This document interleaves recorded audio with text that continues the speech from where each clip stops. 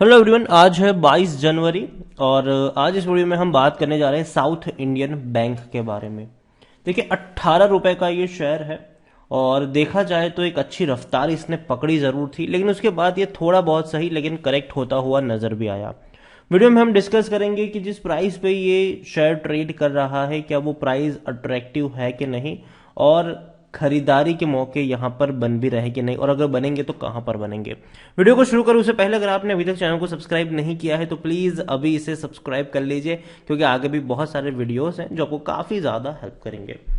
तो south Indian bank 18 रुपए का ये शेयर है और पिछले एक महीने में हम देखें तो पिछले एक महीने में यहां पर तकरीबन 3% की गिरावट भी है।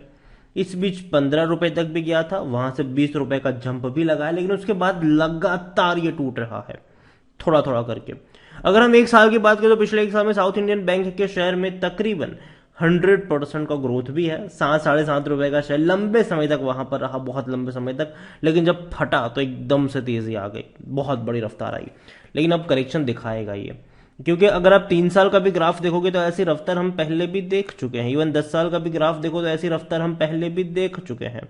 जैसे कि 5 रुपए का शेयर भाग कर चला गया था यहाँ पर 13-14 रुपए के आसपास, लेकिन बाद में टूटकर लंबे समय तक कंसोलिडेट किया, दोबारा तेजी पकड़ी है, दोबारा गिरावट शायद आप एक्सपेक्ट भी कर सकते हो।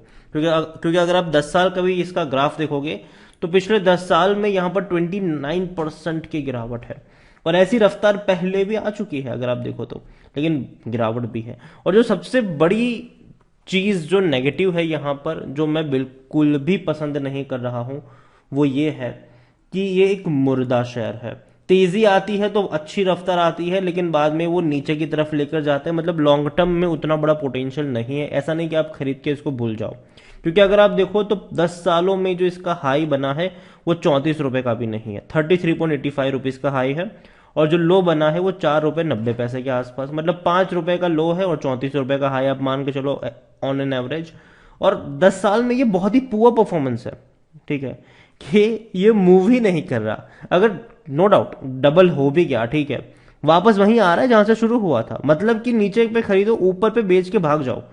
ऐसी स्ट्रेटेजी आप यहां पर अप्लाई कर सकते हो। स्विंग ट्रेड के लिए आप यहां पर अप्लाई कर सकते हो, मतलब आप यहां पर कर सकते हो यहां पर ट्रेड, लेकिन लॉन्ग टर्म के लिए तो नहीं। ऐसा नहीं कि भैया खरीद के आप इसको भूल जाओ, ऐसा बिल्कुल भी गलती आप यहां पर मत कर लेना।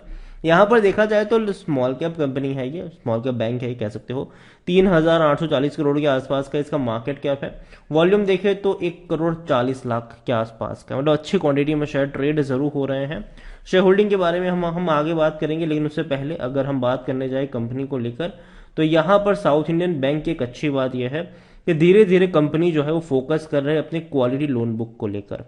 और साउथ इंडियन बैंक आने वाले दौर में अपने जो एनपीएस हैं उसको भी कम कर रहे हैं। इनके रेवेन्यू तो नहीं, लेकिन प्रॉफिट में हमें बढ़ोतरी देखने को मिल रही है।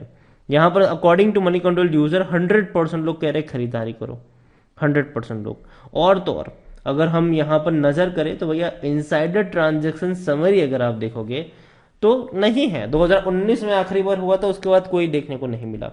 लेकिन जो बड़ी चीज है वो है इनके रिजल्ट्स, रेवेन्यू, और वो इंक्रीज तो नहीं है। यहां पर अगर आप इनके रेवेन्यू देखो तो लगातार डिक्रीज मोड में रहे हैं, लगातार नीचे की तरफ जाते हुए नजर आए हैं इनके रेवेन्यू। इवन 2022 में 6,585 करोड़ के रहे थे इनके रेवेन्यू, और अभी भी इनका अगर मैं पहले 2 क्वार्टर की अगर हम बात करने जाए तो इनका जो रेवेन्यू है वो जून क्वार्टर में 1,600 करोड़ रहा, दूसरे क्वार्टर में 1,700 करोड़ के आसपास का रहा। कुल मिलाकर अगर हम इनका रेवेन्यू देखें भी तो तकरीबन 3,350 करोड़ है, जिसकी एवरेज भी अगर हम निकालते हैं तो डेफिनेटली थोड़ी सी ज्यादा जरूर होगी, लेकिन 6,500 से 7,000 करोड़ के बीच की बनती है वो। और ये एक नेगेटिव चीज है यहाँ पर। और बात करेंगे प्रॉफिट्स की, तो प्रॉफिट लगातार कम हो रहे थे इनके। आप देखिए 1,315 करोड़ का प्रॉफिट, 250 करोड़, फिर 100 करोड़, फिर 60 करोड़, फिर 45 करोड़। लेकिन अच्छी बात है कि अब ये बढ़ रहे हैं। जैसे कि फाइनेंशियल ईयर 2023 के पहले क्वार्टर में 115 करोड़ का मुनाफा रहा, दूसरे क्वार्टर में 223 करोड़ का प्रॉफिट रहा। तो प्रॉफिट इनके बढ़ रहे हैं, जो कि अच्छा साइन है, और मेरे हिसाब से अगर वो इसी तरीके से बढ़ेंगे तो बेहतर चीज हो सकती है। कंपनी बैंक को लेकर देखा जाए तो परफॉर्मेंस कुछ खास अच्छा नहीं रहा है, काफी हाई पी पे है, 85 का पी रेशियो है, सेक्टर पी 22 का है, मतलब कि महंगा तो है ये। भले ही देखने में हमको लग रहा है कि 18 रुपए का है, सस्ता है, लेकिन एक्चुअली में वैल्यूएशन के हिसाब से सस्ता नहीं है। वैल्यूएशन के हिसाब से ये एचडीएफसी बैंक से भी कई ज्यादा महंगा है ये। 24 का पी एचडीएफसी का है, आईसीआईसीआई का भी 24 का है, कोटक का 29 का है, एक्सिस का 20 का है, इंडसइंड का 19 का है। तो यहां पर आप समझो कि भले ही प्राइस देखने में लग रहा है कि बहुत कम है, लेकिन एक्चुअली में वो कम तो नहीं है।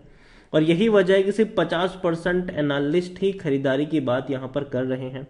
अगर शेयर होल्डिंग को लेकर हम देखें यहां पर, तो शेयर होल्डिंग में प्रमोटर तो एज सच कोई है ही नहीं, म्यूचुअल फंड्स के पास भी कुछ भी नहीं है, डोमेस्टिक इंस्टीट्यूशन के पास 11.64% की होल्डिंग है, एफआईएल्स के पास 7.82% की होल्डिंग देखने को मिल रही है।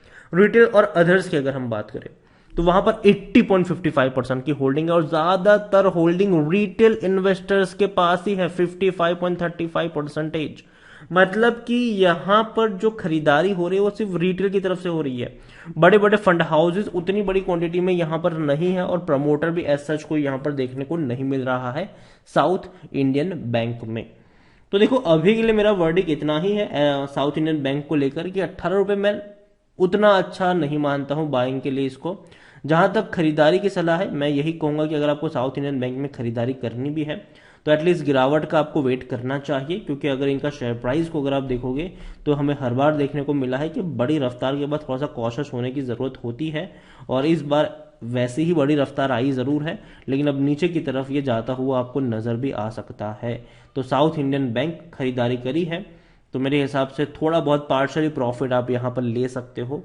अगर आपको भरोसा है कंपनी के ऊपर तो पार्शली प्रॉफिट ले सकते हो, बाकी को आप कंटिन्यू करिए। लेकिन जहां तक बात है फ्रेश बाइंग की, मेरे हिसाब से 18 रुपए थोड़ा सा महंगा है, थोड़ा सा क्या काफी महंगा है ये।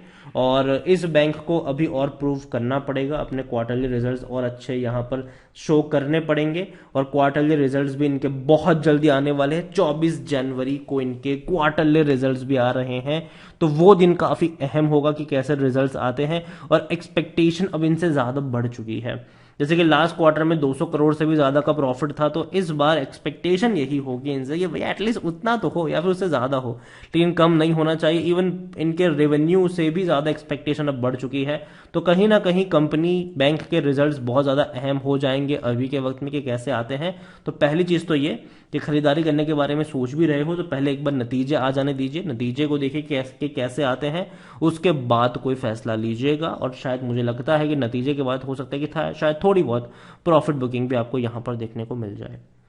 तो वीडियो को यहीं पे एंड करूंगा, पसंद आया हो तो लाइक करो, शेयर करें, चैनल पर अगर पहली बार आए तो प्लीज सब्सक्राइब करें, और साउथ इंडियन बैंक के बारे में आप क्या सोचते हैं वो भी आप मुझे कमेंट में लिखकर बता सकते हैं। Thank you.